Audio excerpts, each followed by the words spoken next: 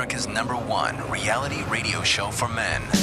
Live from Los Angeles, it's Spencer Kobren's The Bald Truth. Hey guys, I don't even know if we're streaming, Joe, so you check that out. Let me know. We are. Oh, good. Yeah, well, welcome. Welcome, everybody. Just hit the button, go live. There we go. I see it. It's happening. Yay. Guys, welcome. Everyone that's watching, ignore the thumbnail. I know it says Special Monday Edition, but hey, this is a busy Friday. I didn't have time to change it, so just be glad that we're even here. I got a headache. Ugh. And I need a haircut. Guys, the phone number is 888-659-3727. If you're just tuning in, new to the broadcast, don't know who we are, this is the Hair Loss Show. I guess it's the original Hair Loss Show. It's the Bald Truth. I don't want to trample on the Hair Loss Show because that's a good show, too. Dr. V and Dr. Knudsen, I think, do a really good job on their broadcast. Oh, yeah. Yeah, they do. I gotta say, yeah, Dr. Jayaprakash, yeah, Jayaprakash, I forgot how he pronounces it. That guy is a great speaker. Like, holy smokes. He really is. And I give credit where credit is due. And, you know, they came on, they decided they wanted to do, you know, and I appreciate what he said during the conference that, you know, he kind of looked towards us, in a sense, when he decided to go on the air on YouTube.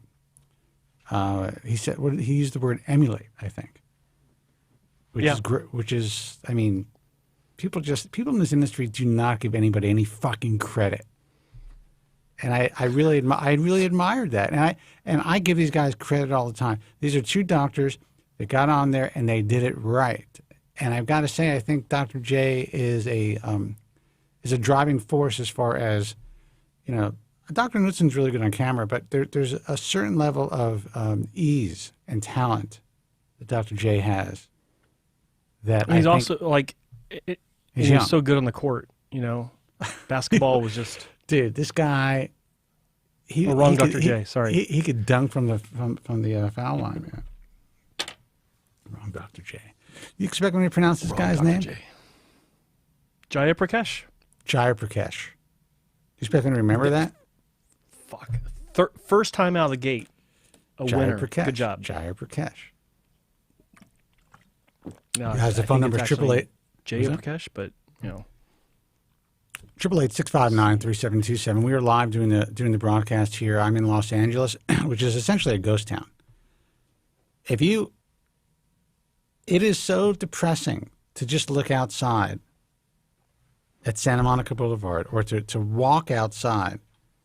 Everything is shut down, which it's been this way for a while, but now it's super shut down. And all you do is hear the screams of the homeless. Screams? The cries, the screams, the fighting with each other. Oh, yeah.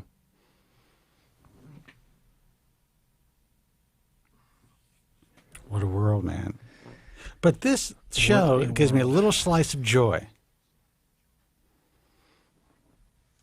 Speaking of the homeless, this show gives me a little slice of joy. You know, segue. I look forward to it. It doesn't matter what the day is like. It doesn't matter how busy we are. It doesn't matter that Joe has a migraine right now. I look forward. I don't to get headaches, so when I get a headache, it's not pretty. Well, I'm sorry to hear that. It ain't pretty. Yeah, it's okay. It is what it is. Guys, the phone number is 888-659-3727. Give us a call if you want us to stay on the air, and we will answer your questions, take your calls, listen to you vent, talk about this really fucked up industry. You know, I was contacted by a company who wants me to consult, and I can't get into the particulars, for a company that they're working with. And what they're interested in is obviously the size of the market and the fact that this market is growing so exponentially, if that makes sense. It's growing so quickly and exponentially that everybody wants to somehow get their, dip their toe in the water, whether it's investing in other companies, whether it's starting their own companies, whether it's creating a new brand for a subscription product or a new brand for a laser cap type of a product. And I got to tell you, it seems like LinkedIn, which I never really use, my LinkedIn is off the fucking hook during this pandemic. Mine is too lately. This past several months, I've been notified of so many job openings and contacted. I'm like, do you even know what I do? Like, how'd you find me? LinkedIn. It's like, what? But part of me is like, how easy would it be to just to take some job? I'll consult on the phone and I just, good night, everybody. That's it. Make a few bucks. That is it. But it's fascinating. You know, everybody is now looking towards, you know, there are aspects of this industry that are essentially pandemic proof, recession proof.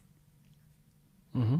And these companies, angel investors and investment companies and, you know, whatever, they're interested in getting in somehow. I find it fascinating. And frankly, I should have done it 10 years ago. Not that it's not too late, or that it's too late. Well, 10 years ago, it wasn't what it is today. So no, but if they would have gotten in, now is the right time. If they would have gotten in 10 years ago, I think a lot of stuff would have happened differently. What is this? 888-659-3727 is a toll-free number. Sorry if we're a little all over the place right now. You know, Joe is not feeling well. And I'm hoping that it's not something more serious. Every time I hear that, I think of Kindergarten Cop, where the kid's like, it could be cancer. And Arnold's like, it's not cancer. It's not cancer. You know? I don't know why. Let me tell you something about this guy, Arnold, man. People make fun of him. This guy had a hit with a midget. He could do anything. An overweight midget. This guy came to this country. He's like, I can't speak English, and the way that I do speak English is really crazy, but I want to be a fucking movie star. He did it. I'm going to be six-time Mr. Olympian. Then I'm going to be movie star. Then I'm going to be the governor of the most influential state in the Then most I'm going to marry a influential country in the world. Kennedy first. I'm going to marry a Kennedy. Yeah. And then I'm going to be out well. the governor of California. And then I'm going to screw my maid, have a kid, and people are still going to like me pretty quickly. That's a great man. Oh, that's right. Sorry. On Call 21 reminds me. He goes, he says, it's not a tumor. That's right. It's not cancer. It's not a tumor. It's not a tumor. Sorry. It helps me to do the Arnold better too when I say tumor. Yeah, that anybody who makes fun of Arnold, and I listen to guys, I listen to these idiots who will poke fun at this guy or his political views or what, you know, that he got caught, you know, with this, you know, this kid from his housekeeper. I'm just thinking, this Who dude, looks just like him, by the way. yeah, he's super in shape too. Like, but this dude came to this country. His dad was a cop in fucking Austria. He came to this country and was like, I'm going to move to California. I'm going to become the biggest bodybuilder and most famous person ever. Ever. Everyone was like, there's no way you can act. They dubbed his first film. Yeah. And he's like, Yeah. fuck it, I don't care. No one can understand me. It doesn't matter. I'm Arnold. Gotta love that. 888, and that's what's great about this country. And you know what? You could still, believe it or not, even as insane as the country has become, you could still do it. I love Still it. have the opportunity to One of become what is best anything in you want. life. To crush your enemies, to see them driven before you, and to hear the lamentations of the women. Ah! That's my Conan impersonation. 888-659-3727. Let's take a call. Hey, you're on the air. Who's this and where are you calling from? Hello. Dante checking in. Dante, how are you, man? Dante, hey, man. Joe, Spencer, how are Long you? time no hear. I'm good, man. I know, you know, How are I you? can't complain. I'm good. You know, I was very worried because I forgot about the Global Hair Loss Summit. You guys weren't around for 5 weeks. I was hoping nothing happened to either of you because anything's possible right now. So I'm glad you're back. And here's what I have a question though. So I go on. I don't know what the website is. Baldtruth.com to watch the shows. I subscribe. I subscribe to Joe's channel, and I never get. I come on and sit at my desk every Friday at 5:00, and I wait, and then it's 6:30, and then I go home, or I do something else because I realize you guys aren't going to be on the air. I was going to say, is there something that comes out that says there's no show this Friday? Is it going to? I don't know. I don't You should be getting an alert that there is a show at least. No, even today. Normally, the way it works. Well, okay. So normally, do you get an alert if we are on, like maybe an hour before we actually go on live? No. Okay. I don't get anything. So when you subscribed, did you ring the bell also? Because subscribing doesn't mean that you get notifications. You got to ring the bell on my channel, and then you'll get notifications. Ring the bell on your channel? Ring the bell. Yeah. Okay. So I have to look so at unsubscribe and then resubscribe, and when you click subscribe, there's a bell next to it, so you get notifications of new videos and live updates.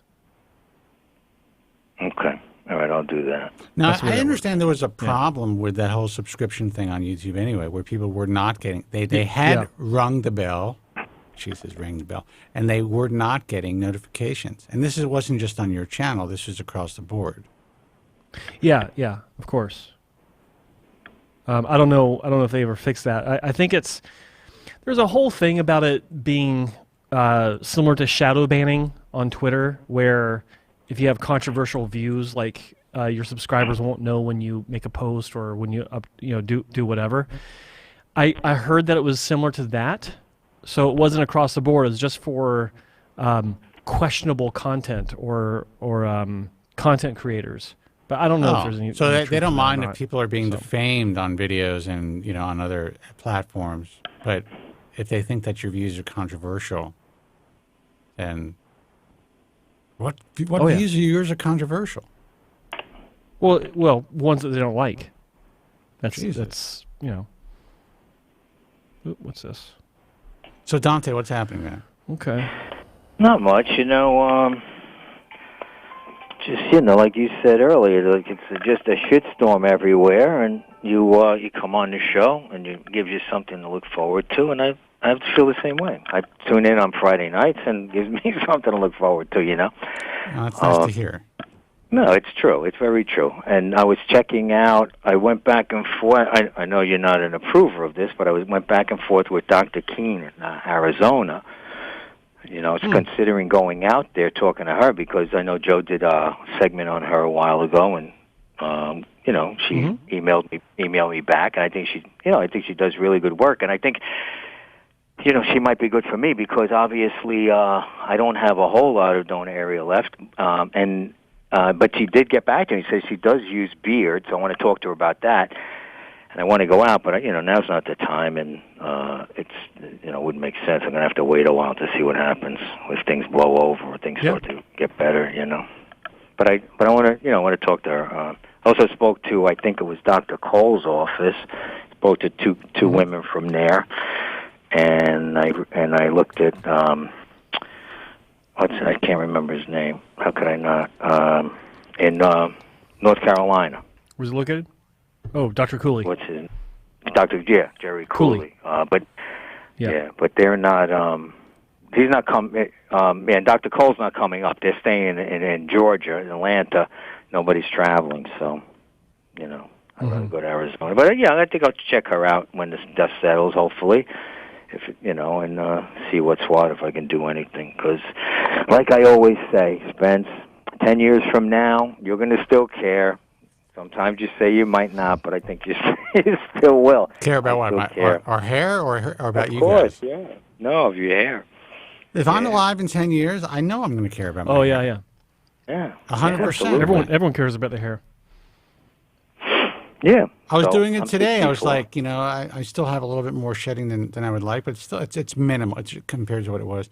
And I'm just like, all right, I'm just counting the months, counting the years. Okay. At this rate, I have a good 5 years, maybe, of this charade. But if I can slow it down even more, That can give me 10 years.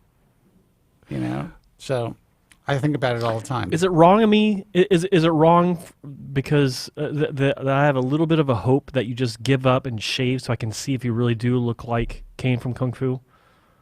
No. No, I think you're mean, probably one just of many who feel that way. Not because I want not because I want to see you shave your head. Like I prefer you keep your hair. But I'm just curious if you would look like Kane from Kung Fu if you shaved your head. That's the twistedness that is. I think the sad part is because he was young during that show, I would look like an old Kane from Kung Fu. So that's not a good look. Dude.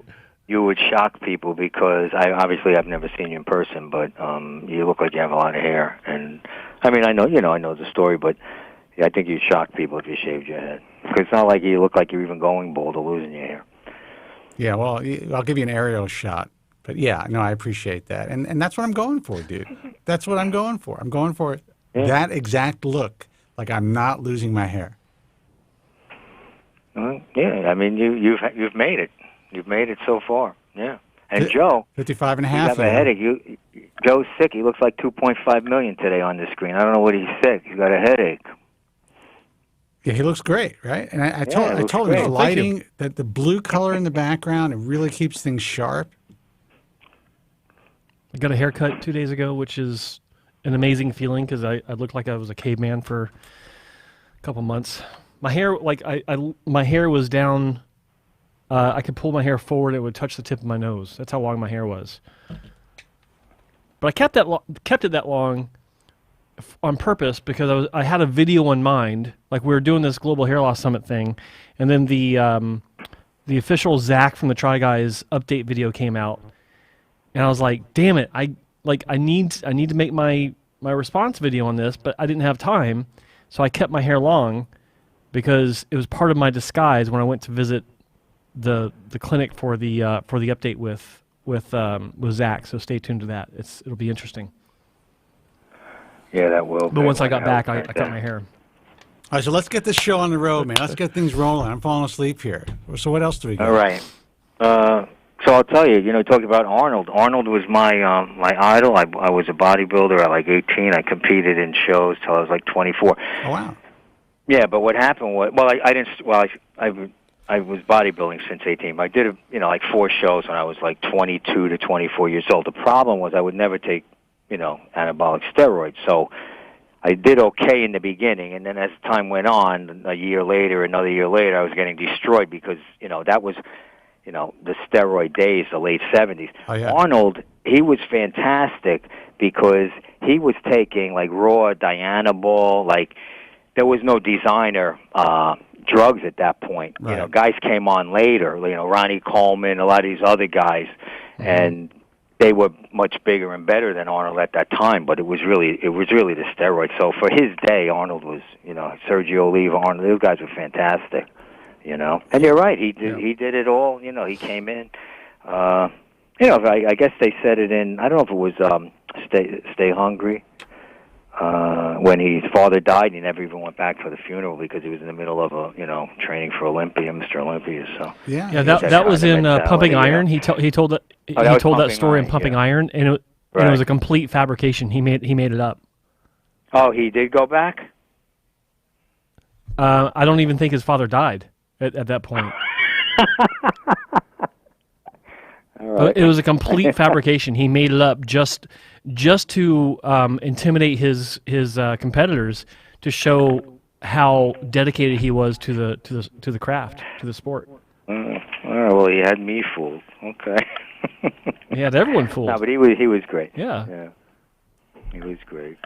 And we used to go because I was living in New Jersey. We used to go up to Brooklyn because Lou Ferrigno's dad had a store in Brooklyn. We used to go up there to buy weights, and every so often we'd see Lou up there.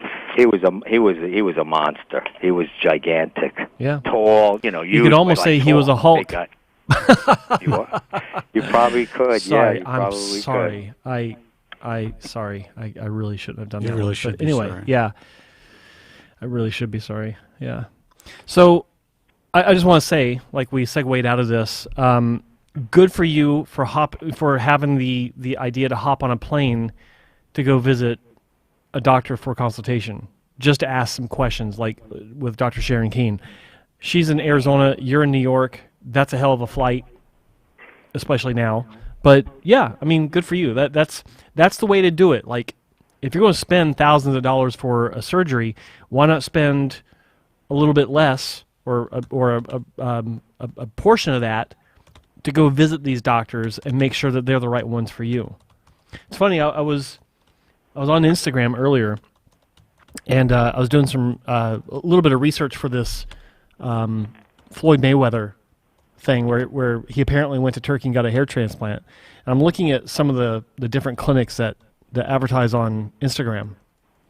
And like it's so amazing to me the progress, or I don't want to say progress, but the transition from traditional consultations to online consultations, and now it's social media consultations where you contact them through their WhatsApp, and it's all done by phone. Take some pictures, and they're like, taking shitty mobile phone pictures and sending them through WhatsApp and getting an assessment within 5 minutes. It's absolutely ridiculous. And so for you to hop on a plane for consultation, it's refreshing, and I think more people should be doing it. That's all. Yeah, I mean, I don't know how you can really tell from these photos. I don't know. I don't know, because the lighting, like you always say on your videos, lighting has a lot to do with it. I mean, I can make the top of my head look pretty good in the wrong light. Oh yeah. But yeah. So I'd like, well, I'm proving it. Like I took a picture of my own crown with a flash, and then turned the flash off, and like less than 30 seconds later, I took a second picture, same position, same camera, same lighting except for the flash, and it looks like I gained 2,000 grafts in my crown. Like I could change my shirt and say it's 6 months later or 8 months later, and everyone on the internet would be like, "Wow, it looks great."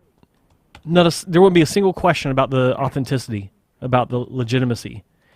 And there are a lot of clinics out there. Like there's one clinic that shall remain nameless, but they're in Chicago, and they're touted as being one of the best in the world everywhere I look. And I keep asking myself, based on what? Like, the only photos you really see are clinic photos. So the idea of don't go by clinic photos is tossed out the window. And then all of their photos are blasted with a flash, and it makes the hairline look, I mean, if you don't know any better, the hairlines look absolutely just spectacular. But it's because all the exit points of the hair at the scalp level is washed out, so you don't see the actual exit point. You see it like 0.5 millimeter up, and that's what flash does. And the only patient I've ever seen post his result with his own photos, I was like, how can this be the result when he's got all, like, how much difference can there really be? And then I see this picture of this patient, I'm like, that doesn't look very good. Like, he was super happy, but I'm like, that's nothing like what I expected it to look like. It was rough. The angles were off. There was no symmetry with the direction. Now, this is someone who's promoted heavily in Chicago or promoted on websites who is from Chicago. Because there's a couple bit of companies. both. There's one company in the Chicagoland area that it has billboards all over the place. And so they're. Well, I've not been to Chicago in 5 years, so I don't. They're probably the know most. about that, They're probably the most prominent, and they're associated with like a football player. And then there's no. Okay, and then there's a guy in Chicago who's just been around forever, who gets a lot of accolades, but you don't see a lot of the work. Yeah. Yeah, that's it. And oddly enough, I just found out that he's actually not dedicated to hair only. He does boobs, butts, and lips as well. I didn't know that. And he's touted as being, he's so good he's booked out for 1.5 years or whatever. No, it's because he does one surgery a week. That's it, give or take. And then his understudy does most of the work. That's what's interesting about creating an online narrative. If you're on there strong enough, if you have people who are willing to, go use pseudonyms on old school message forums, and who work with you, there is a possibility to really create this narrative that may or may not be real. Yeah. And that's why people, if anyone who makes a decision based on a fucking message forum to have a hair transplant, in my view, is an idiot. Sorry, Joe, but I'm just saying. Wait, what do you mean, sorry, Joe? I didn't make that decision from online consultations or online. That's true, but yeah. That's I right. met patients. You were lucky enough to find somebody in your area. They were provided for me. I didn't find them. Yeah. Yeah. So Three yeah. of them, Well, actually. So I can't find anyone in Manhattan. I know there's a couple like Dr. Bernstein. And do you guys ever hear the last question? I'll let you guys go. Did you ever hear of Feller and Bloxham? Is that his name? Sure. I don't know. Who? I don't know anything. Feller. Feller and F-E-L-L-E-R, Floxam? and What?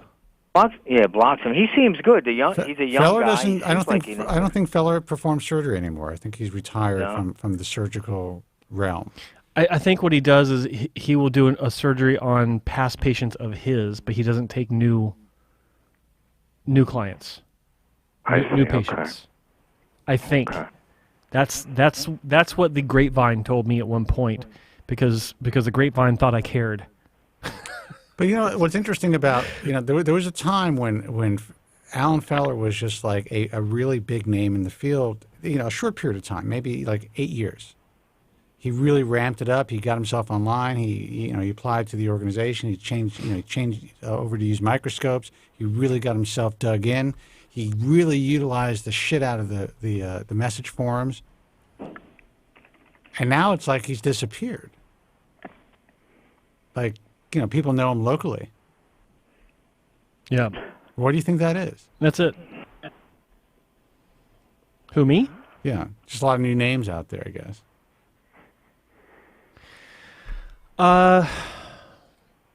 Why has he disappeared? I think he doesn't have to do any work anymore. He's got his understudy doing But doing all the legwork. the practice itself is not really talked about. It's you're in New York, Dante, right? So I mean, Yeah. I think it's because not much of any practice is really talked about much more than the others, like they used to be. Like it used to be a small nest of clinics that we're talking about 10 times a day on every forum. Yeah. Now, not so much. Not so much. Clinics are scrambling to get recognition, and no one's giving it to them. It's just not happening. Like, you'll have the occasional patient that will talk about their own result. You have the occasional question from some random anonymous person about someone's experience, and someone might chime in. But there's no fan club for any clinics anymore. None. Like, they're gone. And they should never have existed. First of all, it was a great concept. And that concept of creating that fan club, I'm not going to say who it came from initially, but it was essentially created by a person marketing hair transplants. And it was fucking brilliant.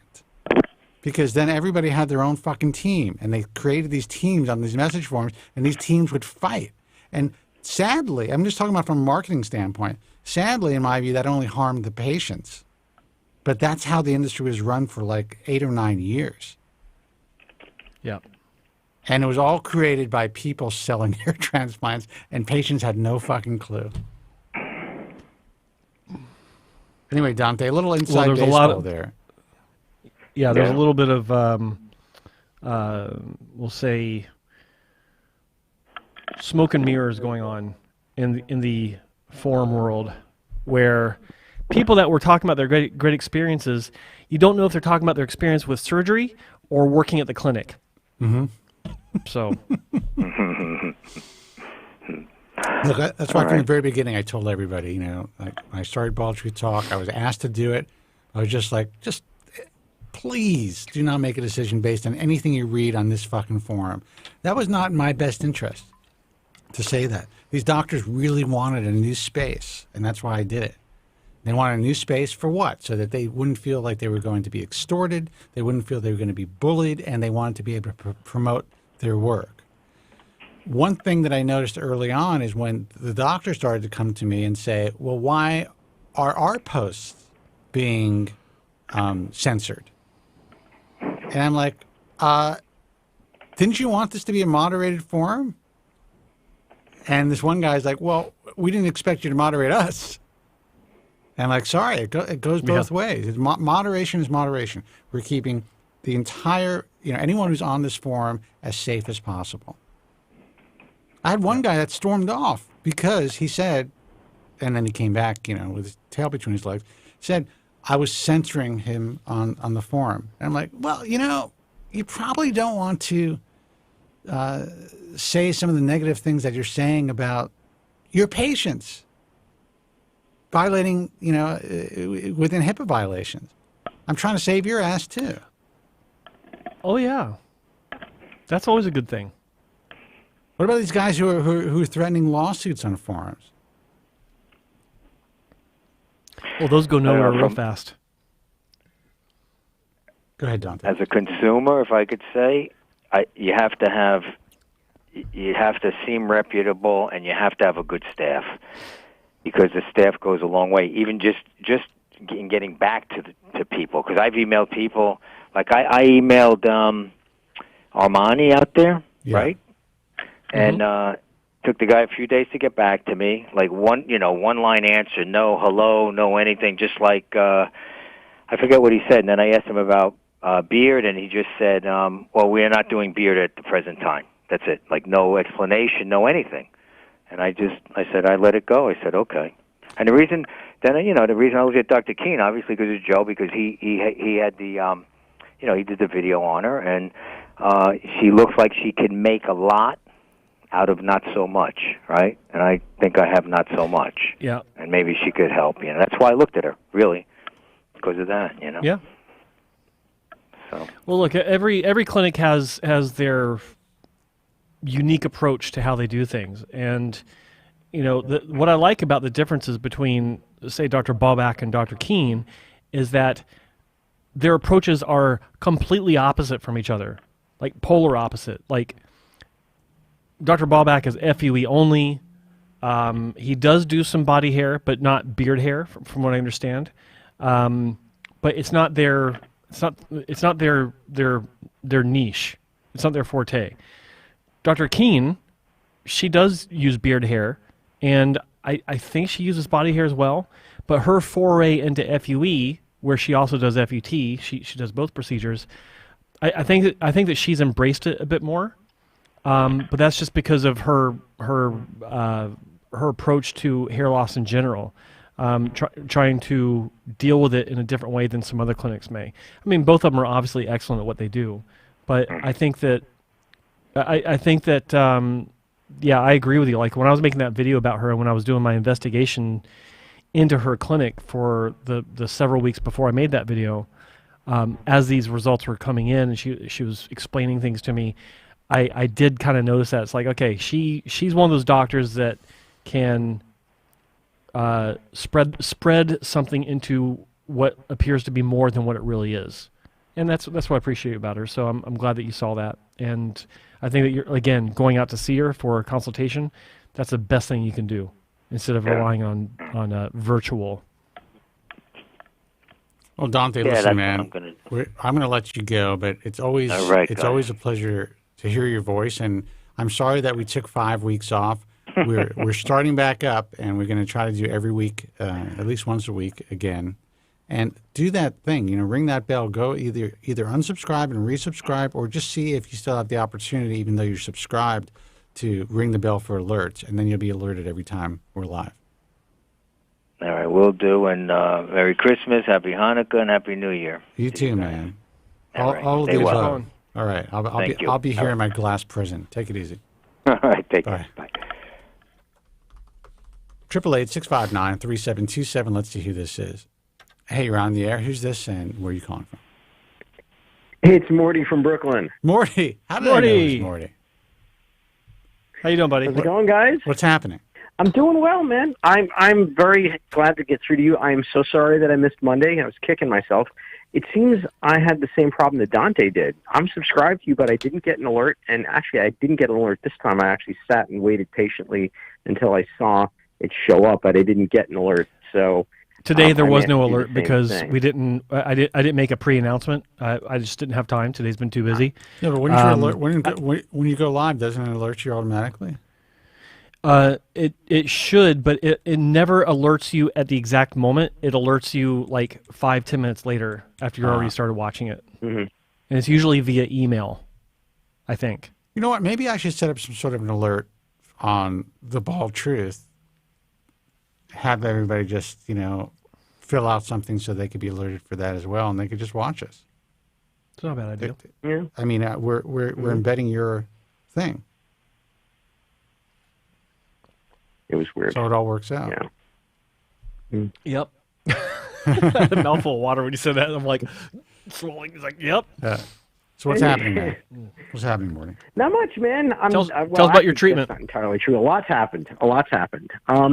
Yeah. So I decided to take a trip to Georgia and paid John Cole a visit. So I figured I'd give you guys a call and give you the play-by-play. I got to hear this. Okay. So first, traveling from New York to Georgia in the middle of a pandemic was interesting all by itself. I bet.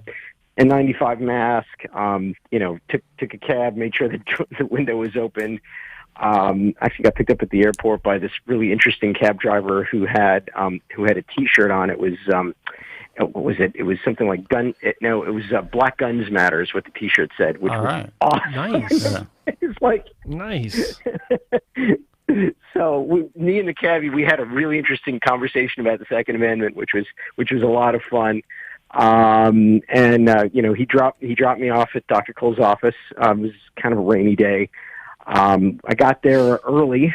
The rule was that you had to be in and out of the state. You had to be back in New York in less than 24 hours. Otherwise, you'd have to quarantine for 2 weeks.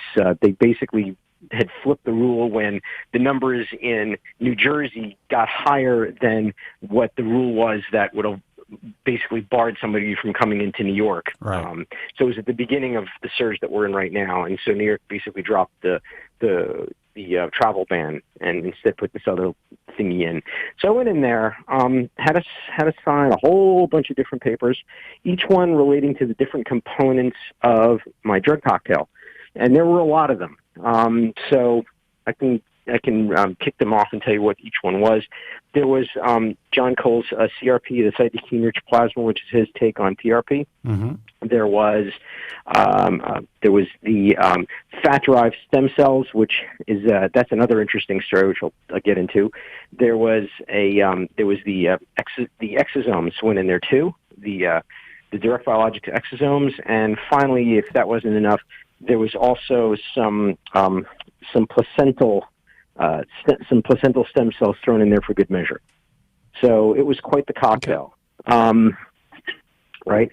So first thing they did was they drew the PRP, and then we went in for a photo session with Maggie, I think was her name. She's a really sweet lady. Shout out to her, and Luiva, who was the nurse who took care of me. She's a wonderful Ukrainian lady, very, very sweet lady. She took care of me. She did the initial blood draw for the CRP. We went in for photographs. He was taking care of another patient, and so I kind of did a little bit of waiting. Then we went in for the liposuction, which I'd never had done before. That was interesting. Cannulas are scary. So wait a second. So he did liposuction on you. Yeah. Mm-hmm. Okay. And where the adipose? Yeah. Where did you decide to take the fat from? Did you say, "Hey, look, you can do my love handles"?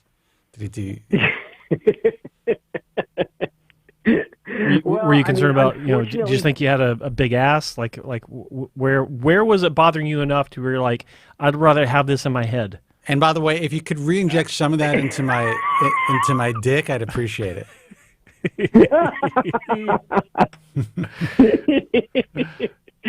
Oh, that's funny. Nah, man, the most embarrassing part of that was when Well, first of all, he made 2 incisions above each of my hip bones, and he went after the beer gut.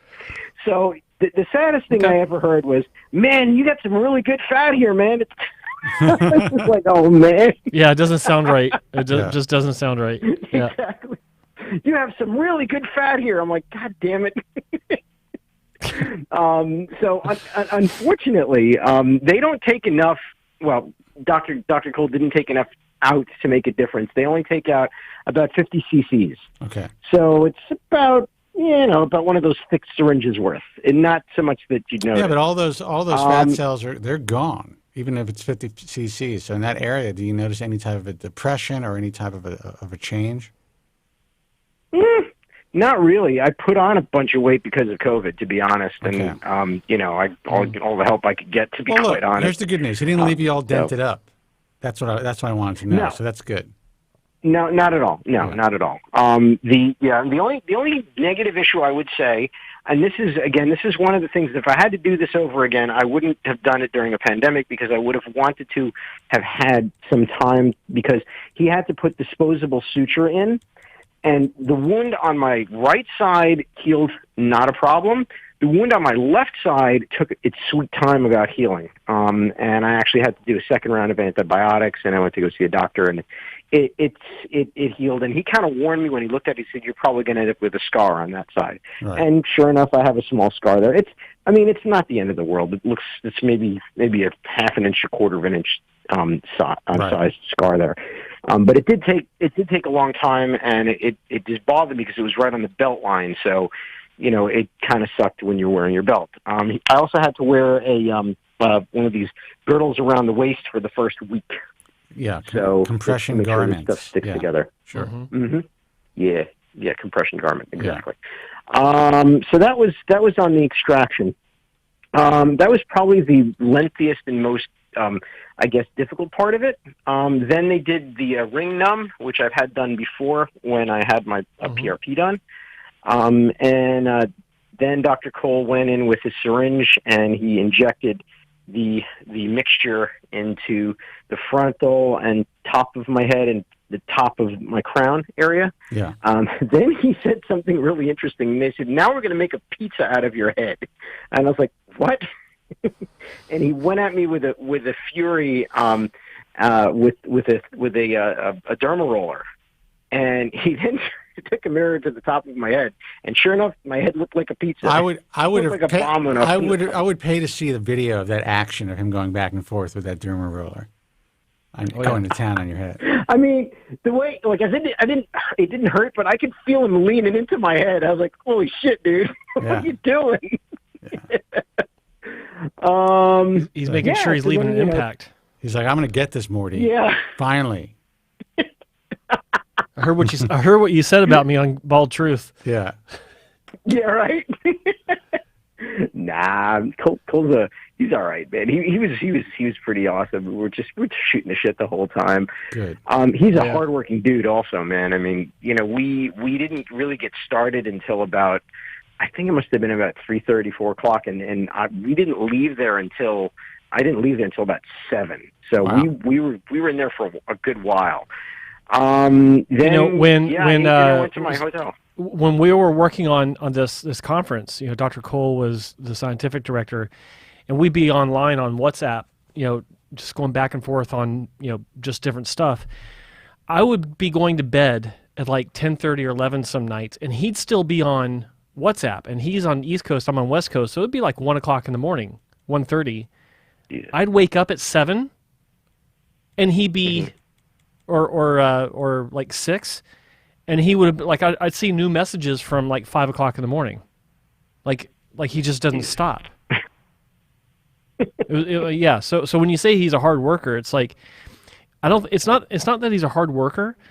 It's just that he doesn't get much sleep. He's one of these people that doesn't need a lot of sleep, and he can't stand still with idle hands. Like, he has to do something.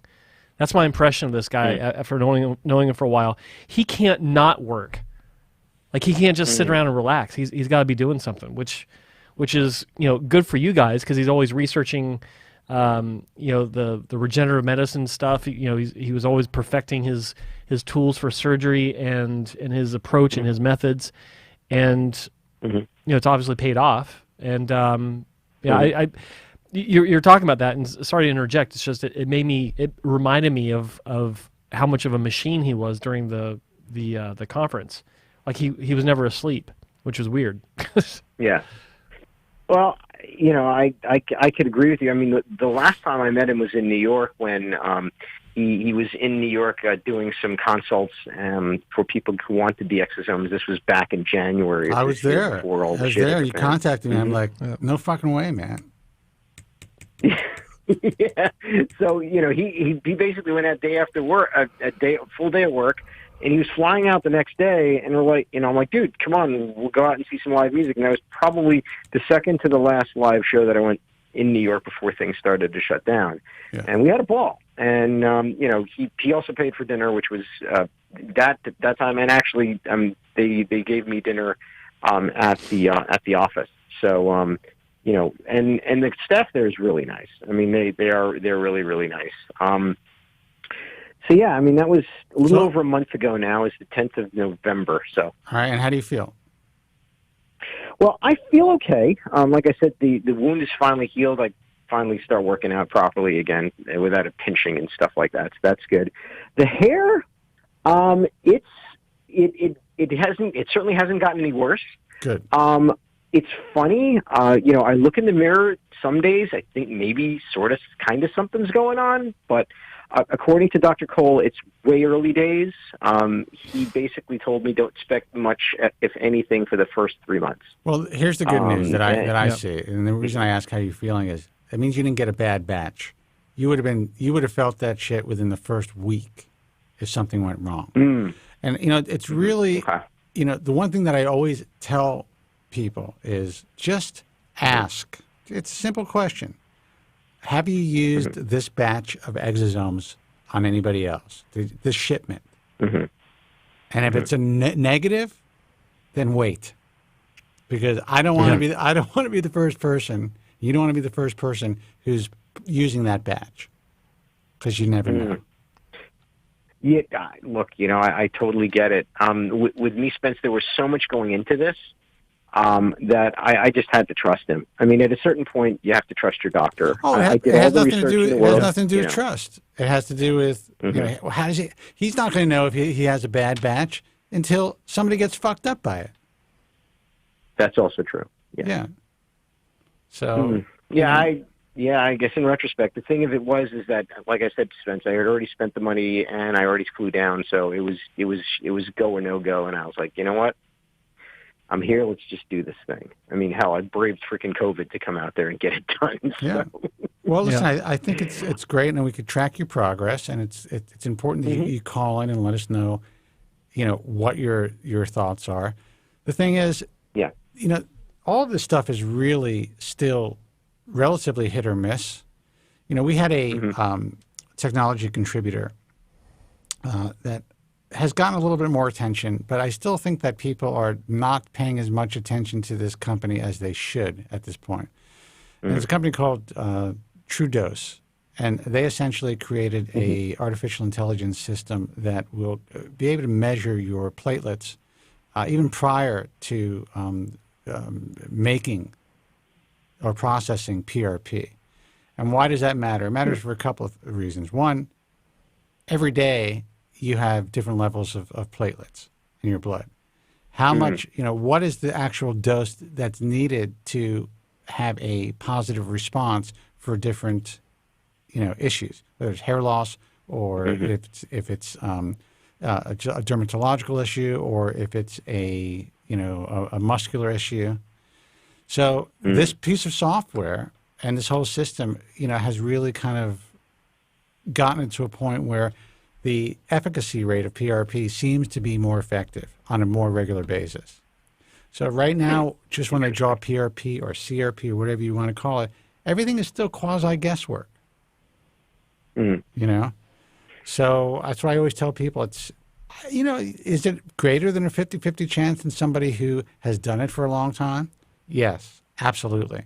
Maybe 75% chance you're going to get results. but it could still be higher. Yeah. Well, I mean, for me, this is the second time that I've gone and done any kind of autologous injectable. The first time around was with Dr.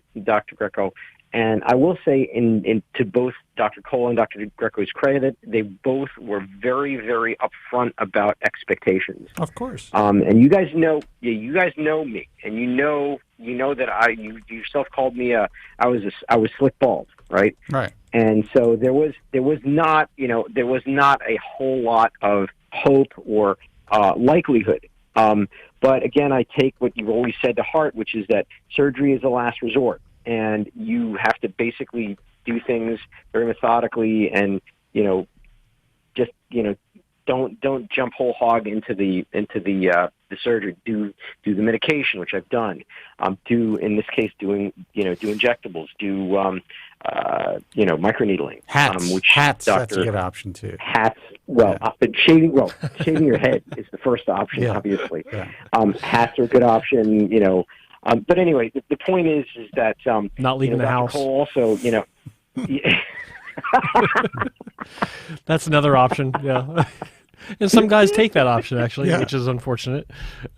Like poor Joe from Staten Island. No. I mean, Hibudasu in Japan, the guys that never leave their houses. Oh, Jesus. Well, I mean, it's not like there's a whole lot of room to move around over there, but anyway. I mean, talk about experimentation. I actually joined the vaccine trials here in New York this week. Really? So, okay. Yeah. I went on Thursday. But the problem with the trial is you don't even know if you're getting the vaccine. Well, here's a little trick. You get in there. Well, first of all, the one I joined was the AstraZeneca, which they are up next for approval. Yeah. And they established their trial. They're doing double blind, but their placebo group is 1/3 of the total participants. So you have a 2/3 chance of getting the real deal.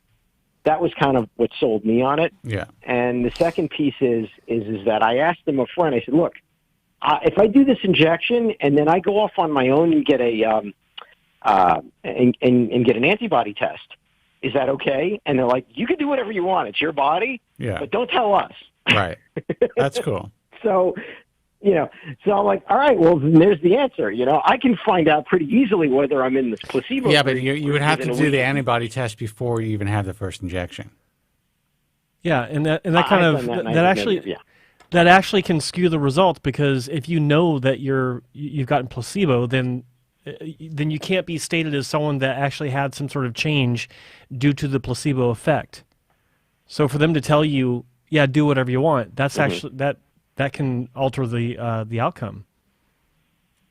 It can, but there's other problems with it too. I mean, one of them basically is they're giving salt water to the placebo group, which one of the indications that you got the real deal was that you would get a certain amount of inflammation in the injection site, and that's true of any vaccine. And I've had a number of them ever since I was a kid. And by the way, I actually do have a little bit of tenderness there, so. I haven't had the next antibody test myself. I'm planning on doing it after the second injection. But anyway, to get back to the story on the hair. Please. So I like I said before, I have seen incrementally good results. I've sent you a good picture of before and after, and I've been a good responder on medication. And I'm hoping to be a good responder on this cocktail. It brings me one step closer to where I want to be. If it does, and if it doesn't, well, I'm no worse off. So. And what was the cost? I don't know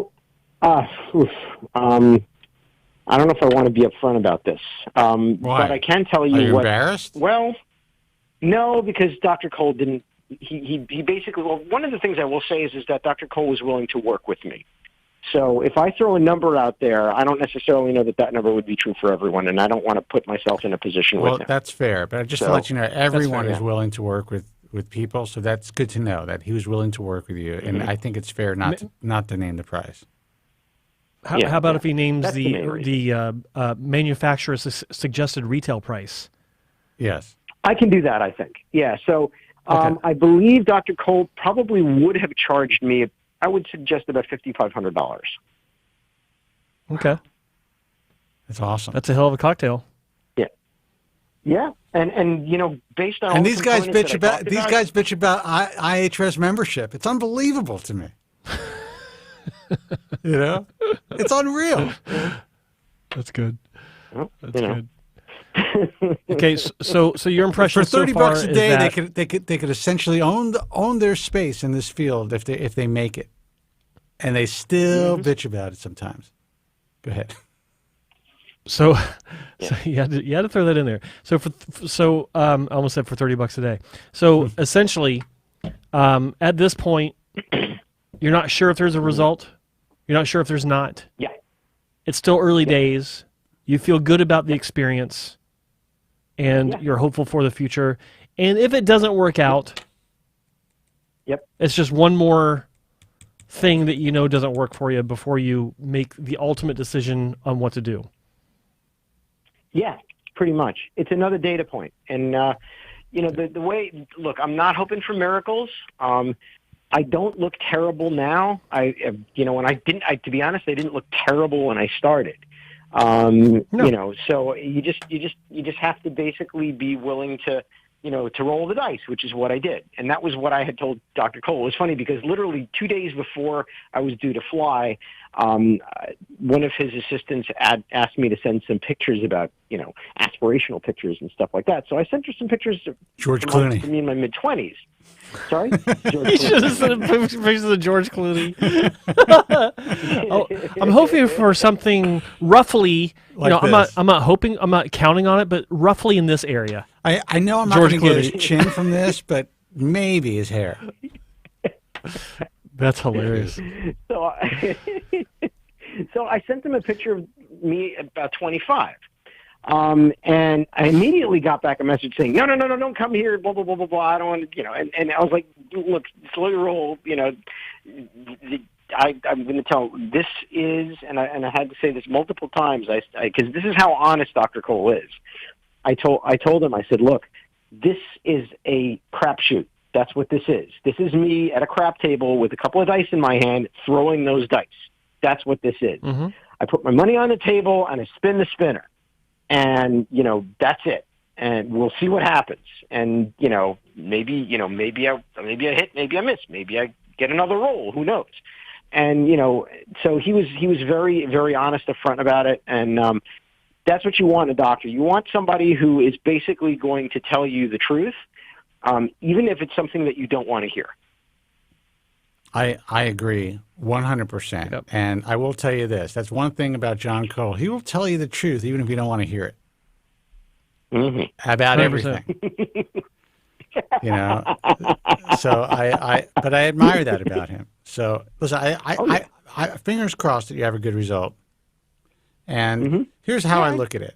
There are some guys in the chat room saying that seems expensive, but the truth is, if it works, it's cheap. Oh, yeah. Yeah, because a lot of people might say, it's $5,500. I can go to Turkey and get a full transplant for $5,500, right? I'm like, fuck no.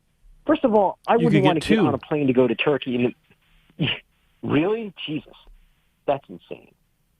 That's just think about this one for a second. You can get for $5,500. You can get one right here in Los Angeles. Oof. You got guys with billboards for $2 a graft here in L.A. No, God. Yeah. So, Maury, let me ask you a question. Guys, hold on for a second. You've been on this journey. Take your calls in a sec. You've been on this journey with us, or we've been on this journey with you for a few years now. And at the very beginning, you wanted a hair transplant. You wanted the right doctor for your surgery. Yep. And we talked you off the ledge. You've taken baby steps instead of the giant leap. How do you feel about your journey so far? I'm just curious. I am I can say that I'm okay. I was blessed in that I came across you guys early in the whole process. I actually had a good consult with with a doctor here in New York, whom I'm still using their product. And to be honest, when he drew that first line on my head, I was like, that's too high. Yeah. My gut was like, and I'm like, why would I want to have a hairline that was way up there? Now I go back to those, and first of all, and it's kind of funny because I still have those pictures and I look at them. My hairline that I have grown back, such as it is lower than the line that the doc drew on my head. So that's number one. The fact that I actually have hair in a place that a surgery wouldn't have been placed, okay, is kind of amazing if you think about it. It's if you look at me straight on, if you look at me straight on, in the right lighting, it looks like I have hair. Okay, that's how I am right now. So the fact that I took the time and I went the medical route has no question about it has given me back hair that people have noticed.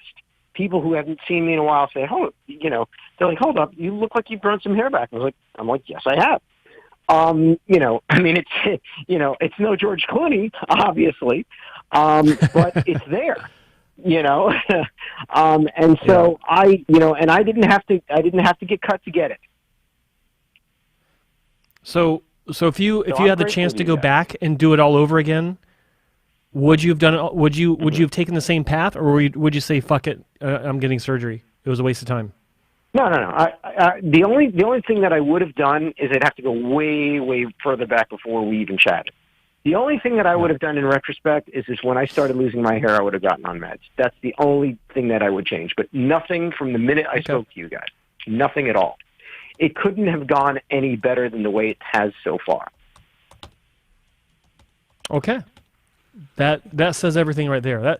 Except for the one time I told you to go to a hooker and you get upset with me. But otherwise, it was all smooth sailing. I forgot about that. Other than the time that we felt like we had to lock our doors so you wouldn't show up with a bat. Yeah. Yeah. No, I'm glad that you answered that because I feel like it's important for first time listeners to hear about your journey. Like you're just like the thousands of people that wake up every day realizing that they're losing their hair. You want to do something about it yesterday, and they immediately turn to surgery, and they don't want to take the long road. They don't want to learn anything more than what they can read online. They don't want to actually absorb something and know it as opposed to reading about it. And that's what you've done. You've absorbed it. You've learned the process and you know it now. And I think it's important for people to hear about this because so many people just want to screw that. Like right now, like I can point to 5 different people that are online talking to me about why would I want to take medication? Like why can't I just get my hair now? It's like fucking facepalm. Like explaining it to people right now is so tedious because they're so far out on the ledge of, well, these people say I can get my hair back now. Why do I have to go on medication for this? Like it's not going to bring my hair back, much less other non surgical methods like PRP or whatever. They don't want to hear about it. And so I think it's important for people to understand where you're coming from and your journey, and it was important for people to hear, like this is uncoached. I just asked you off the cuff because I know that about you. I can hear it in your journey. You are in such a better place today than you were 3 years ago or 2 years ago or whenever you started this. It's amazing. And I'm proud of you. Like you've really learned a lot. You've absorbed a lot, and you understand what's important now. And congratulations. I mean, that's all I can say. If it gets to the point where you got to make that final decision, you'll be in a much better position to do that than you were when you first started this journey. Yeah. No, absolutely, Joe. The other point that I also want to mention is that I guess I've been blessed in that, all of the doctors from the very first one came from the IHRS listing. Dr. Wesley was the first doc that I went to. And, they have all basically been very good about keeping expectations realistic. I have been told by multiple doctors, look, your donor is only fair. It's not great. Ultimately for you, it would require multiple surgeries. And in the end, there would be certain parts of your head which would not be able to be treated. Even now with everything that's happened, which of course, when I first realized that, it was a little heartbreaking. But at the end of the day, you basically learn to live with who you are and what you're capable of, and you don't let people pull wool over you. I'm never going to play for the NBA or pitch in a World Series, man. That's just the life. You got to come to terms with that. The problem with this industry is that they sell vulnerable people a fucking dream, and they cannot deliver that dream in most cases. Yep. And suckers, you would have been one. And there's a sucker born every minute. People laugh. I speak to doctors who laugh about this. I'm not even joking. And there's we could sell them anything. And they know it. And that's why we do what we do. So thank God for you, man. That's like a Joe from Staten Island situation. Yeah. Oh man. I got to wait a second. Let's see if I could find this somewhere. I have a very interesting recording. We haven't heard Joe for a long time. I'll have to find it. I'll turn my mic off, but maybe I'll play it later. Listen, man, Morty, I'm glad you're doing well. I'm glad you finally took care of that. I'm really interested in seeing how you do. And, maybe at some point, so am I. If it's positive, you and Dr. Cole can come on and talk about it together. All right. Well, I'll one. come on even if it isn't so positive. I mean, you know me, I don't give a shit. So. Well, we want to hear that. If it didn't work out, people need to hear it. Like, you're one of the guys that didn't work out for it. That's it. Yeah, and to be honest, even if it doesn't, that doesn't change my opinion whatsoever in terms of what Dr. Cole did. I paid Dr. Cole to put that cocktail as prescribed on my head, and that he did very, very well. Everything that happens after that is really up to God in heaven. It's not up to Dr. Cole. Yeah. And people have to remember that also. All you're doing is you're paying for the best effort of your physician. You're going to do your research. You're going to find the best person that they can. That you can. You basically have to make sure, obviously, that they're going to put in their best efforts. And then everything else, well, that's destiny, and Absolutely. and that's kind of how you have to look at it. And that's well said, and that is coming from a perspective of a man of a certain age, because these kids don't understand that. So, all right, guys. Well, have a good rest of the show, and I will probably call you next week. Absolutely. You take care. All right. Have a good week. Good hearing from you. Okay. Take care. Bye. You too. Good night. 888-659-3727. What was that, Joe? I said good night Good night. to Morty. Good night to Morty. Hey, you're on the air. Who's this, and where are you calling from? Gentlemen, it's Dave from Brooklyn. Dave from Brooklyn. Dave. How are you, man? Gentlemen, how's everything? Pretty good. Good. Got a headache? Pushing through. Oh, yeah, that's right. I'm very sorry to hear this, Joe. I'm really hoping for the very best. Hope you get through it. Well, I don't have a tumor or anything, but thank you. It's How do we know? Well, we don't, because I rarely get headaches. I almost never get headaches. But it's just one of those things. What do you do? I'm sure it's nothing. Yeah. Yeah. All it's right. nothing. Are So you how are you? sure? What's I'm going on not with you, sure. man? Who knows? Would you shut up? Okay. Go ahead, sir. What's going on, Dave? What's new with you? Well, I want to talk about SMT for a second.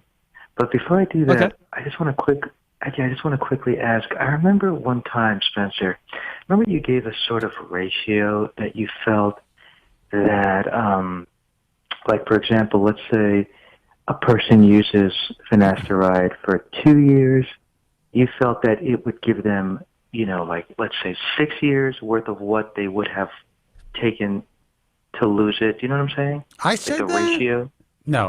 You said Yeah, that. I mean, I absolutely think, yeah, I absolutely think that if you're on it for a certain amount of time, it extends the life of your progression.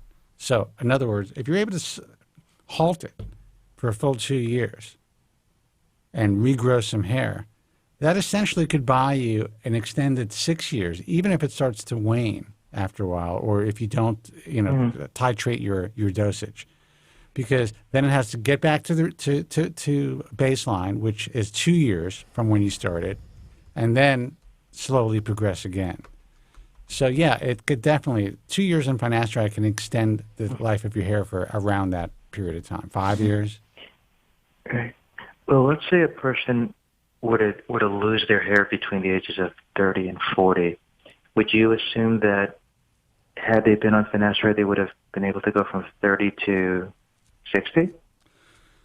It's a tough, again, I'm not a physician and I don't have a crystal ball, but all I can do is speak from experience and the experience of those who are closest to me. I would say that if they were a good responder, they would probably be able to maintain their hair for at least another decade.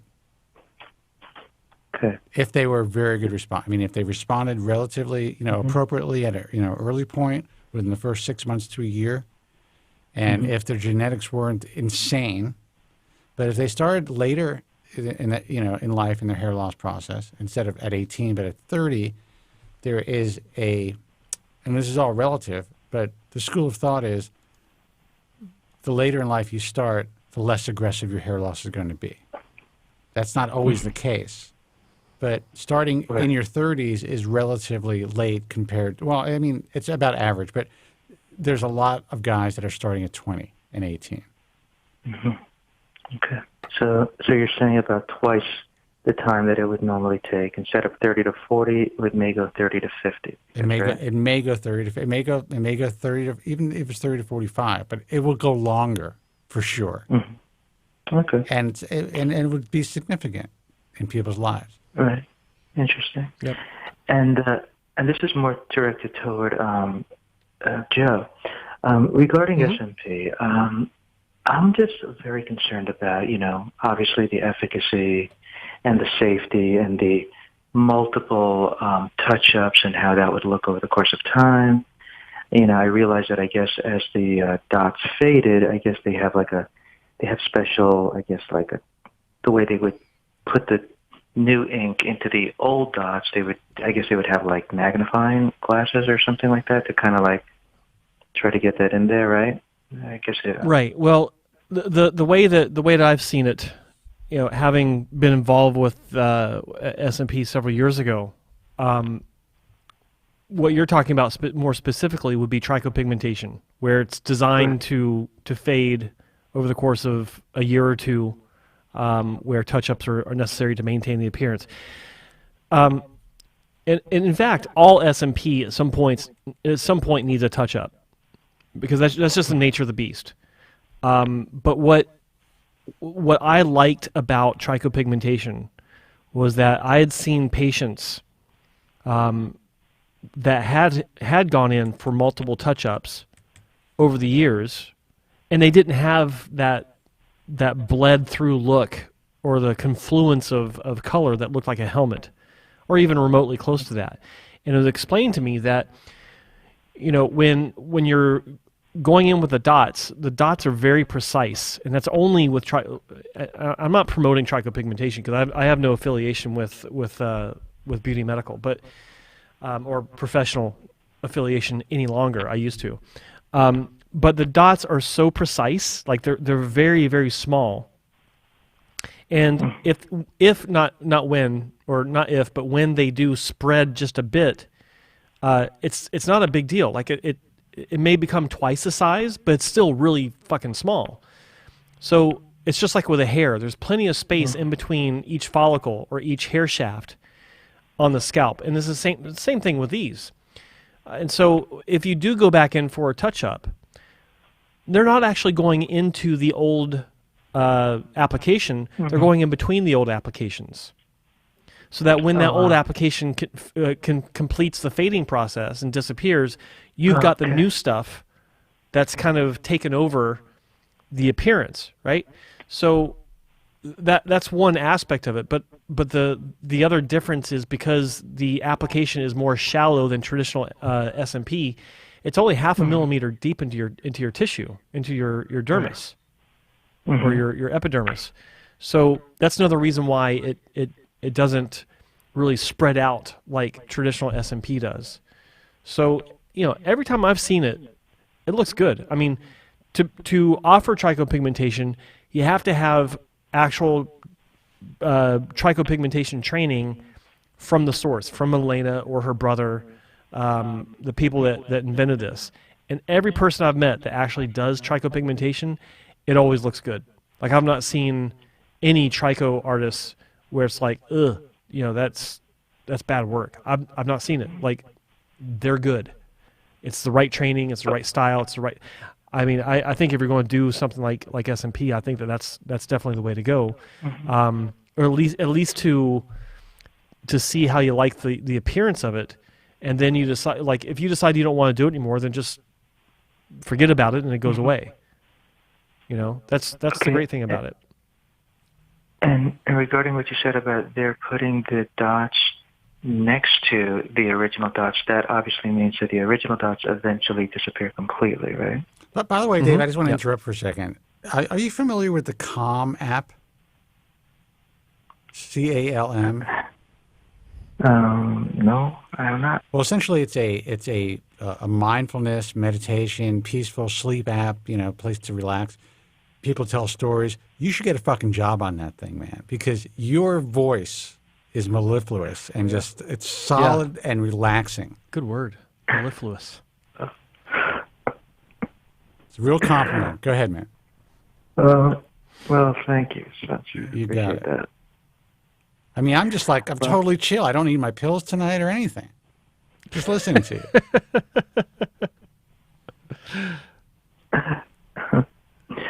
Well, that's extremely, that's very interesting. Yeah. Well, it's the truth. So go ahead. Sorry to interrupt your train of thought. Oh, that's okay. Well, okay, that says a lot, gentlemen. I think you've answered all of my questions. Have a wonderful night, gentlemen. Dave, thank you so much. I swear to God, I'm gonna keep this tape on a loop. No, he's so relaxing. I mean, Dave, come on, you must get this from other people. They must be like, you have the most relaxing voice. I've been told I can put people to sleep. No, but this is not. Well, that's kind of insulting. But it's not about putting people to sleep. It's like you could calm down a room. Like, I would send you in for a negotiation of some sort. To calm down people, or like arbitration during a divorce situation, just to calm people down. It's a pleasure to have you guys back. It really is. Well, dude, thank you for calling, and I wish you the best of luck. Thanks. All right, take care. Thanks for calling, Bye-bye. Dave. Bye-bye. I'm serious, man. That guy's voice is just boy. But I think you made him feel uncomfortable. He was like you're telling him how wonderful his voice is. He's like, it's great to have you back. Yeah, we got to go. Listen to this guy's voice. Subject change. Let's see if I can play this. Happy birthday to you. Happy birthday to you. Happy birthday, dear Spencer. Happy birthday to you.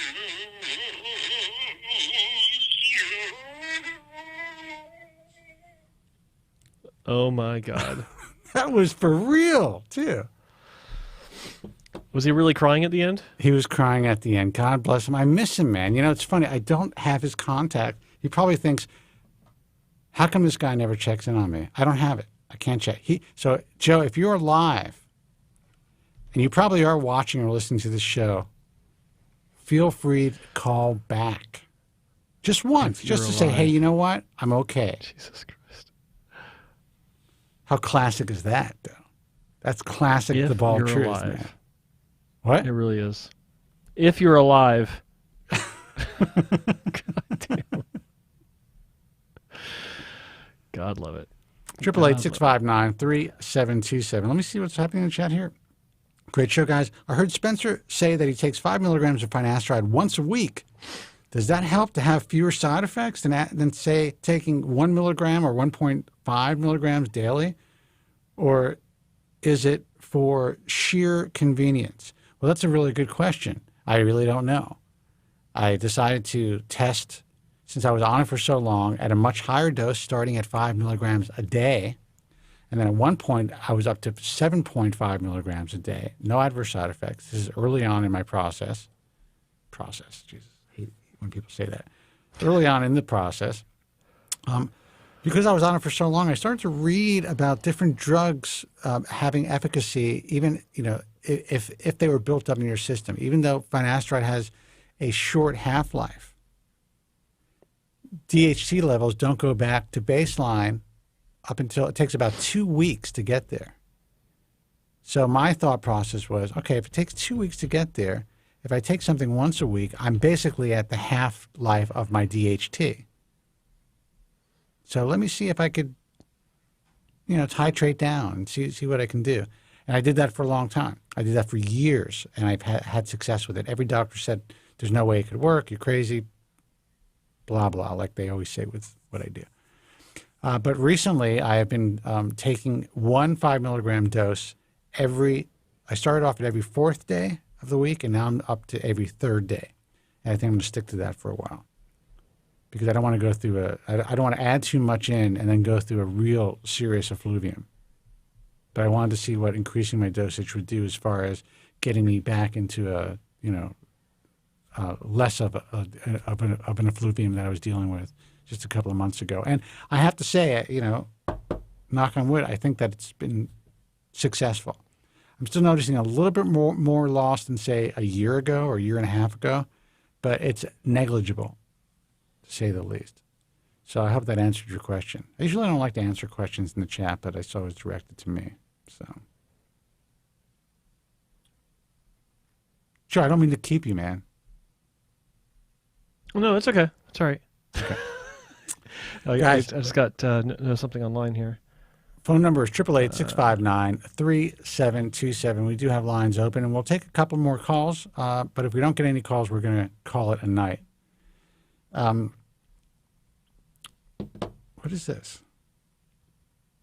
Oh, it's not. I was going to say, I just noticed to Silent Ink guy from Barber Surgeons Guild, Huckberry is having an end-of-year clearance sale for all of your hipster needs. So you might want to head over there for clothing shopping.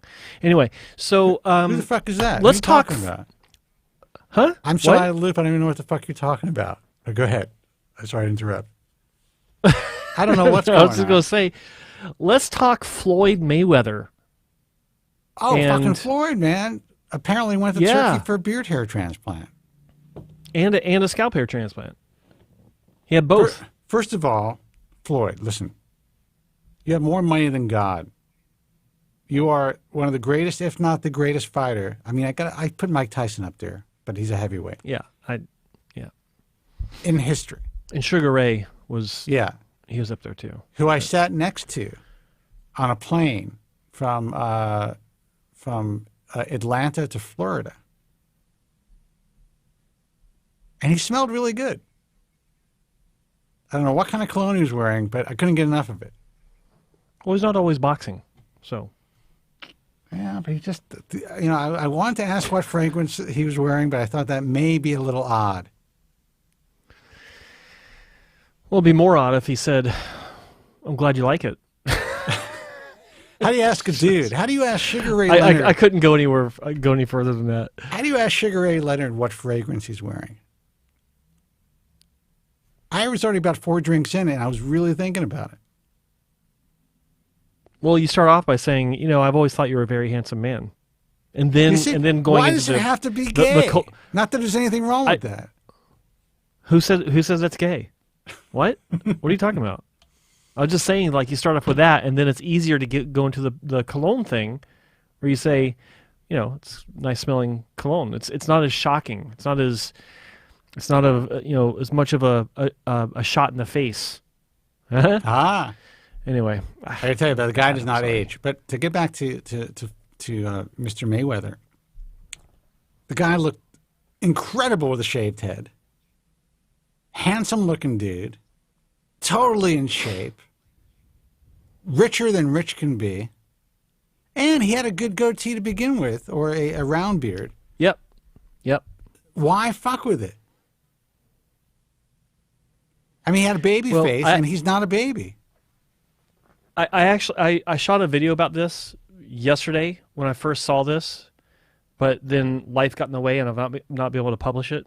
I will probably tonight or tomorrow, but whoever did the work didn't do a very good job, and it's because the center section here above the chin, it goes way too high. It goes above the crease. Everyone has a crease right here, and it goes way too high above that.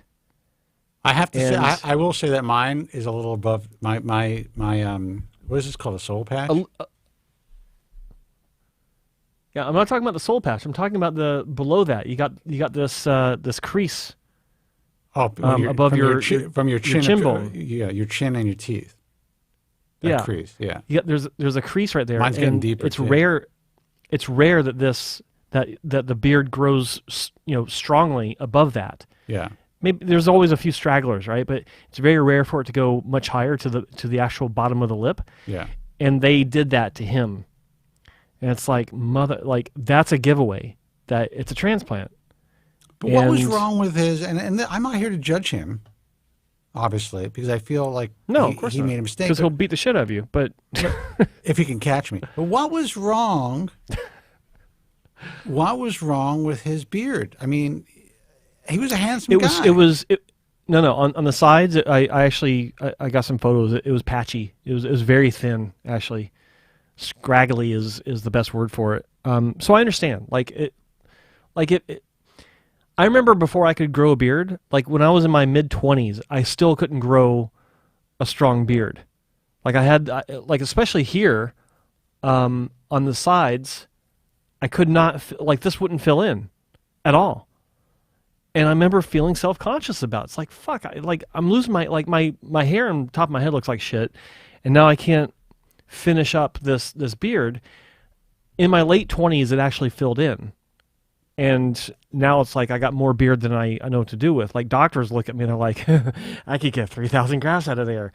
And, I get it. So that's what he wants, obviously. He wants to be able to have a normal, it's not really normal, but a strong, masculine beard. I get it, but they did it wrong. And that's the only bad thing. The challenge with his kind of hair is just getting it to grow.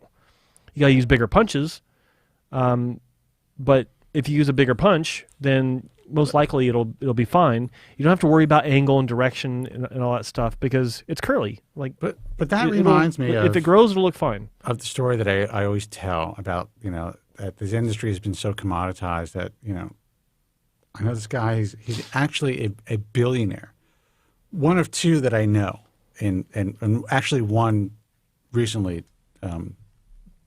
Committed suicide. That's another story. Yes. This fucking guy comes to me. I'm sitting. I'm about 2 drinks in at the club, in where I live. And I'm sitting there and I'm just relaxing. I don't want to talk shop with anybody. This motherfucker comes in with a flyer. Now I have to say it again. The guy's a billionaire. Okay, he goes down to the garage to pick which Lamborghini he's driving for the day. Yep. And it's a $3 graft flyer that he got at a gas station. And he asked me if this was a good deal. And that is a true story. Is this a good deal? I wanted to throw my fucking drink in his face. Yeah. Like, Jesus Christ. You could afford anything you want. You worry about getting, because it's been so commoditized. So this guy went to Turkey. Where's he based? In Nevada? Who? Mayweather? Yeah. He could have come to Los Angeles. He could have gone to Yazdan in Vegas. I mean, he could. Yeah, he had so many choices. It's not like he got offered a deal, like some sort of promotion deal. It's like, what can any clinic in Turkey offer this guy? Well, okay. Actually, I don't know that because he was promoting that teeth whitening scam where it was like $2 for the cost of the light and they're being sold for $199. Yeah. Whatever. Like that's recent. Like he was just named in the was he named in the suit? I think he is. Or the I don't know. company that he I saw this is what I saw. I saw the name of the product, 2 images, and lawsuit. That's all I saw. I didn't even read it. So it would be it's out of my purview at this point because I really don't know much about it. Well, I caught a little bit of it, and apparently, I don't think he's actually named in the suit, but he was referenced as taking compensation for promoting it. Him and a football guy, I forgot who it was, Brian Burlachter. No, not him. But these guys don't know what the fuck's going on. You know, I mean, you got guys promoting all kinds of shit, and they're just like, yeah, I'll take the money, whatever. You know, it's teeth whitening, good. Listen. You got Jennifer Lopez, who's awesome, by the way. She's connected to hers, which really what they're offering are gummies or generic minoxidil is the main 2%, not even 5%. 2% minoxidil is really the mainstay of the product. She's like, fuck it, why not? Getting paid. Yeah. It works, even though it's 2%. A lot of celebrities do this in Japan, where most of us won't see the work. Yeah. Yeah. Like I've seen Arnold promoting like noodles in a box. Yeah. Well, I was contacted by a company and again, through LinkedIn. This fucking LinkedIn. Everyone's like always like, you got to be involved with LinkedIn. I'm just like, I can't be bothered with more social media, but I have an account. And all of a sudden, my LinkedIn is exploding during the pandemic. Company contacts me, FDA cleared laser devices. They're more expensive than other devices that you find in China. It's for a small number, I guess less than 100, it's $400 a pop. But they have 272 diodes. It's the exact same shit that you see advertised on television for $4,000. Yeah. I could have whatever I want slapped on the battery pack. That includes packaging. $400. That's amazing. A pop. Now, and that's expensive, but it's because there are some products in China that have not been FDA cleared by the U.S. government and some that have. And these are both FDA cleared devices. So they contacted me. And I'm thinking, I could just double the cost of these things. It'll still be cheap for guys. And I could put all these guys out of business. Well, for what, $600, you can buy a stupid-looking helmet that has, I think, a lot less than 272 diodes. But this is like the diodes that you need. For $600, you can look like a douche. Yeah. You know. This is, and I have to see what the strength of each diode is. You know, I learned a lot actually from Mike Rabin. Hamblin? And Hamlin too, but you know, from the laser cap. I mean, they're absolutely, all laser caps are not created equal, people. I've learned that, and I learned that through the Global Hair Loss Summit, for sure. And I've actually seen the difference in results. I like the idea of going to a physician and being monitored. If you're going to be spending $3,000 on a fucking laser cap, you might as well have a doctor involved. That's how I feel. If I spend $3,000 on a laser cap, I better be monitored. Yeah. So that's how I feel about it. Like, go through a doctor's office and be involved and have an assessment and have real medical management. I will say what I like about the laser cap is that if yours breaks for whatever reason, you get a new one. Yes. Like they just ship you a new one. Like, no questions asked. No questions asked. Oh, you asked. broke? Oh, sorry. Okay, here's a new one. That's nice. Yeah.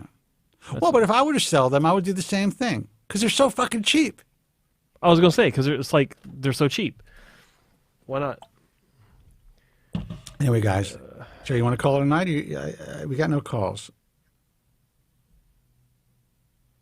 Anything in the Darren chat? Green, Spencer, witty, handsome, ageless, smart, etc. And there's Joe. Who wrote that? Yeah, That's so Darren cruel. Green. Well, it's cruel if I care, because I don't. I think it's funny, actually. No, it is. That was a good one, And Darren. I think, but I do think you're witty, and you're pretty handsome. I'm just saying, no homo. Are you going to ask me what kind of cologne I wear now? Look, you know what? Maybe the last part of my life I'll change things up a little bit. Hey. There's a country between us. I'm keeping it that way. Good. By the way, what do you think the number one purchased vehicle is in Austin, Texas? I'm going to go on a limb here and say the Lincoln Navigator. Nope, Oh, was I close? not even close. Well, it's in the Ford family. New car? Yeah. Oh, okay. The Bronco? Nope. No. Mustang? F-150, yo. Oh, stupid. I should have known that. Well, that's everywhere. That's the number one vehicle in the country. F-150 every year. I don't know about that. I thought it was number 2, but I could be wrong. But I know that in Austin, Texas, it's number 1. Phone number is 888 You think Joe Rogan's rolling in a F-150? I don't know. I saw him in like an old 911 a lot. Like when I was He in rolls around in several different vehicles. One of them, He's a Tesla, a kick-ass Land Cruiser. I saw him in. He has an older 911, really great condition, from what I remember. I don't know if he still has it. And I saw him in a Tesla. Not getting out of one. That's it. But I'm sure he's got several cars. Yeah. He's got I think an old Camaro. He's got 1 or 2 muscle cars from the 60s or early 70s, and then he's got a retro mod, like early 90s Land Cruiser, which I'm really into. Like, it's nice with a Chevy V8 in it. Oh yeah. Yeah, good stuff. I lived right across from this guy who's in is it NSYNC? Jeez, I'm getting old. He had a like a 1968 GTO. I forgot the model. It was just fucking dope, man. Like, it was just cherry. It was just. I really just enjoyed walking the dog and looking at his car. All right, guys. I guess that's it. You didn't even put It a was a good cover show. on it. I didn't even keep it in the garage. I didn't understand. It's like on the street. I'm like, man, it's classic. This piece of gold. Mr. Rolanda says he bought a Tesla after speaking to Elon. This guy can sell everything. It's true. Elon Musk. Oh, my He God. could sell a rocket to the U.S. government. Dude, he's got a fucking killer hair transplant. The guy makes rockets. He's taking us to Mars. Doesn't seem like he'd be fun at parties, though. I'm just saying. No. He's a little too intense. Yeah. That's okay. All right, guys, let's get out His of here. girlfriend is from up here. Really? Mm-hmm.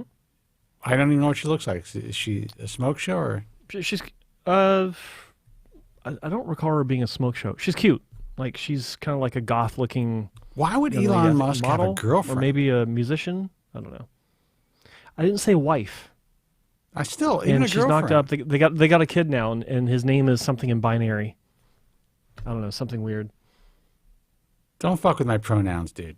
The whole thing's confusing for me. All right, we're out of All here, right. guys. Let me turn off the phones. TheBaldTruth.com is the name of the website. I don't know what's going to be on there tomorrow, if we're going to ever change it, but it's there. So check it out. And actually, maybe we will. We have all these subscribers to the site, but we don't send anything out to them. So maybe we will start doing that because, frankly, what we're doing is we're embedding Joe's feed anyway. Start sending out a newsletter. You know? But maybe we could have some sort of alert system when we are live so you can go to Joe's fucking page. That might help. Figure that out, Joe. I'll do it. Because we have a lot of people who have already signed up. I don't know. You know this stuff. I don't know this stuff. I don't know newsletters, but Not a news. I don't want to do a newsletter. Just a little. We'll figure something out. Just a little like, hey, we're live. Let's make it. Let's make this happen. Okay. Hairtransplantmentor.com. That is Joe Tillman's personal website. It's everything Joe Tillman.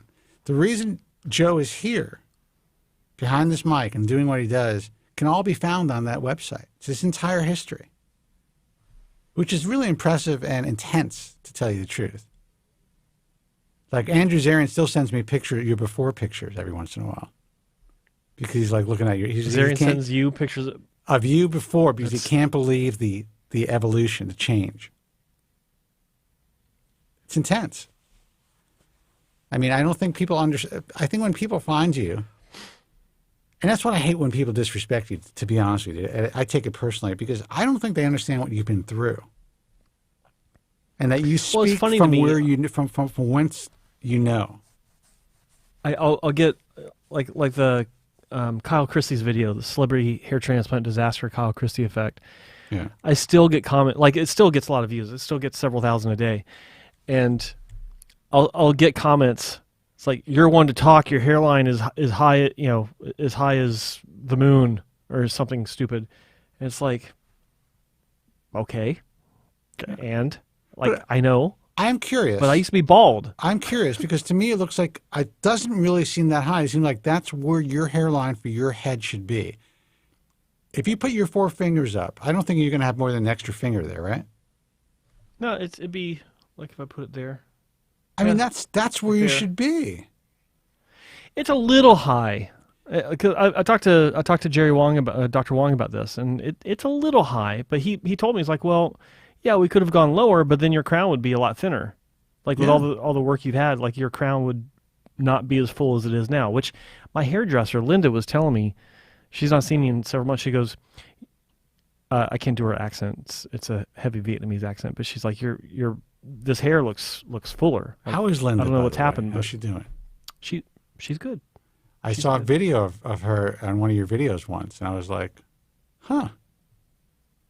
That's all right. She's a nice lady. Yeah. Very business savvy. Good for you. My hairdresser is like 75 years old, wears one of the worst pieces you've ever seen. And I just pray to God that he doesn't have another heart attack because he's the only one who really could hide my bald spot well. Anytime I go to a young person, they want to give me some fancy, hairstyle. Like, you can't do that because then I'm bald.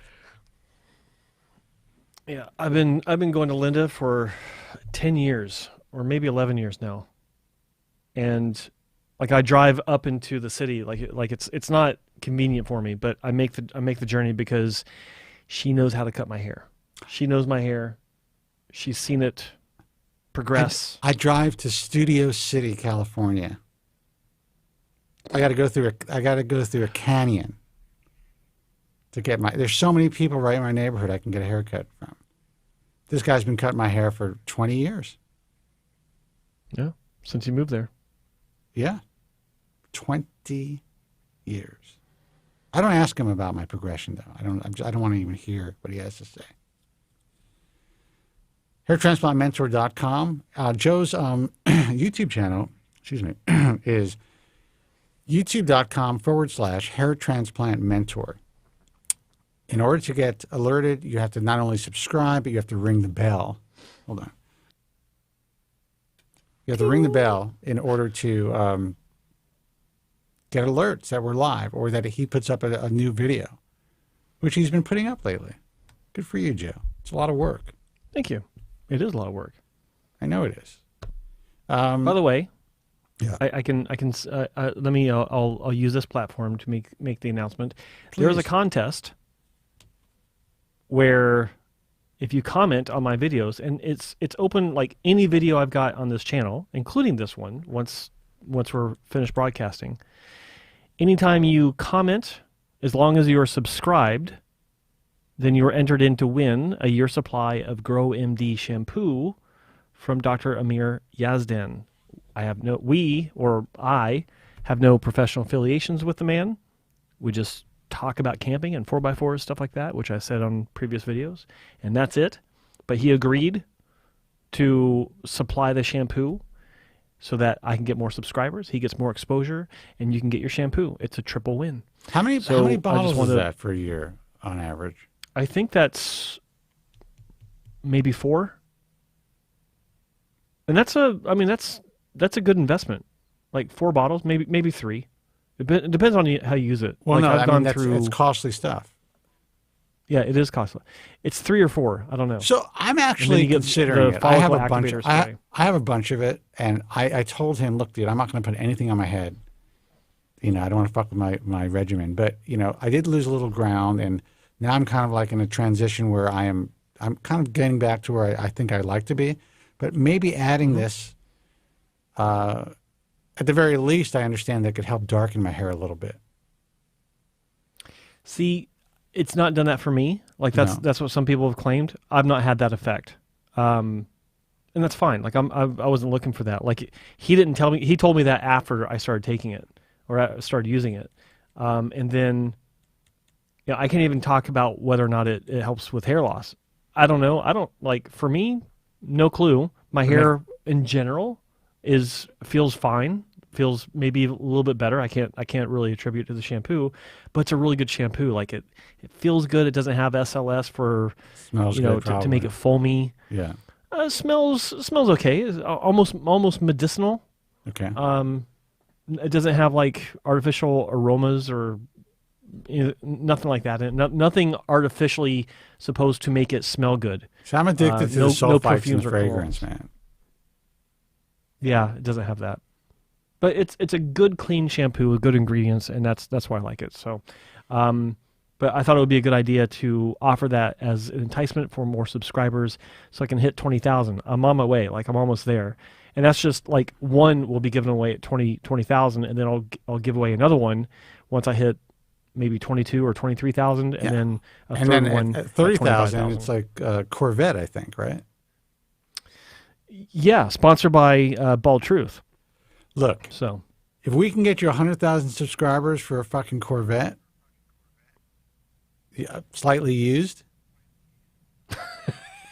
I love that caveat. Yeah. Pause for effect. Slightly used. We'll figure it out.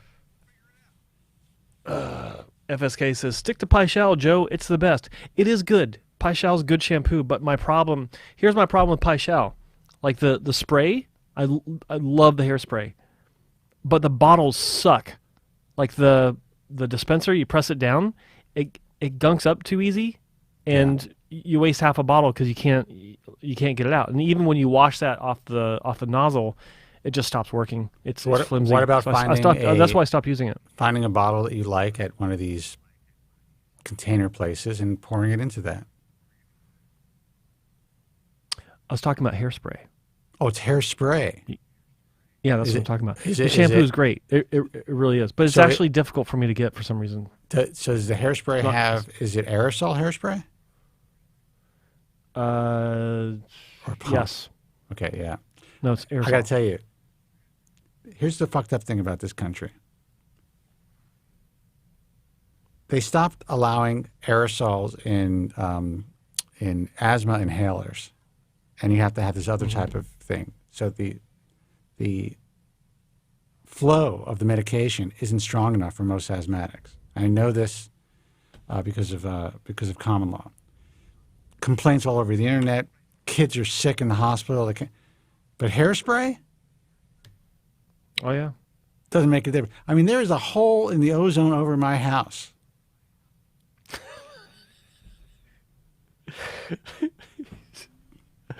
What a fucked up world we live in. Anyway, God bless. American Hair Loss Association, AmericanHairLoss.org, and BaldTruthTalk.com. Obviously, is our message forum.